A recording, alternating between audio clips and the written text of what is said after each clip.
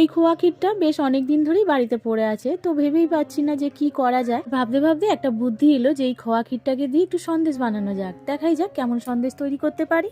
আর এই তো খোয়া ক্ষীরটাকে আমি ভালো করে স্ক্যাপারে ঘষে নিয়েছি, আর নিয়ে গরম দুধের মধ্যে দিয়ে খানিকক্ষণ নাড়াচাড়া করে ক্ষীরটা যে একটু গলে এসেছে তার মধ্যে দিয়ে দিয়েছিলাম 1 প্যাকেট গুঁড়ো দুধ আর খানিকটা চিনি আর একটু এলাচের গুঁড়ো। তো সব কিছু দিয়ে বেশ অনেকক্ষণ আমি নাড়াচাড়া করেছি। তো চিনিটা দেওয়ার পরে বেশ জল জল হয়ে গেছিলো, সেই জলটাকে আমি ভালো করে শুকনো করে নিয়েছি। আর এই তো একটা থালার মধ্যে একটু ঘি মাখিয়ে নিয়ে আর এটা বেশ ভালো করে ছড়িয়ে দিলাম। তো ওটা বেশ খানিকটা ঠান্ডা করে নিয়ে আর আমি রেখে দিয়েছিলাম ফ্রিজে। আমি তো তখন এটা পুরো থালার মধ্যেই ঢেলেছিলাম, তবে পুরো থালাটা জিনিসটা পাতলা হয়ে গেছিলো, তাই জন্য থালার এক পাশেই করে দিয়েছিলাম। আর এই ক্ষীরটাকে আমি সারা রাত ফ্রিজে রেখে দিয়েছিলাম আর বার করে দিয়ে চৌকো চৌকো করে কেটে নিলাম সন্দেশের আকারে। আর এইগুলোকে সব কেটে নিয়ে একটা থালার মধ্যে সাজিয়ে আর কিছু কিশমিশ ওপর ওপর দিয়ে দিয়েছি, এটা দেখতে ভালো লাগার জন্যই।